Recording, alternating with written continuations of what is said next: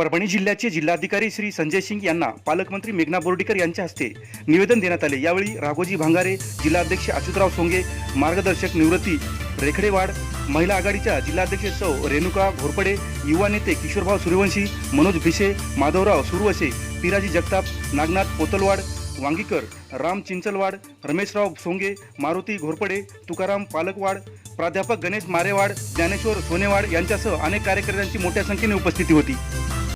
मी रेणुका मारुती घोरपडे, आमचे दत्ताभाऊ सुरवसे यांच्या नेतृत्वाखाली आमचा मोर्चा आझाद मैदानावर आता 23 फेब्रुवारीला झालेला आहे आणि त्याची तत्काळ मंत्रालयामध्ये पण चर्चा चालू आहे। काही कामगारांनी आमचा मुद्दा मांडलेला आहे आणि त्या मुद्द्यावर मला वाटते ठामपणाने सरकारने काहीतरी ठाम निर्णय द्यावा, कारण आमच्यावर खरंच अन्याय होत आहे, आमचे मुलं बाळांवर खरंच अन्याय होत आहे। सगळे डॉक्युमेंट असताना पण समिती आमच्या व्हॅलिडिटीपासून आम्हाला वंचित ठेवत आहे। तर एवढी विनंती करते की आम्ही ह्या आशाने आलेलो आहोत की बाबा की कलेक्टर साहेब आमचे जे काही आहेत आमचे डॉक्युमेंट पुरावे ते लवकरात लवकर पोहोचती करतील आणि आम्हाला न्याय भेटेल। गेल्या 50 वर्षापासून कोळी महादेव, कोळी मल्हार, कोळी ढोर या जमातीवर अन्याय होत आहे। आतापर्यंत ही समस्या आमच्या सुटलेल्या नाहीत।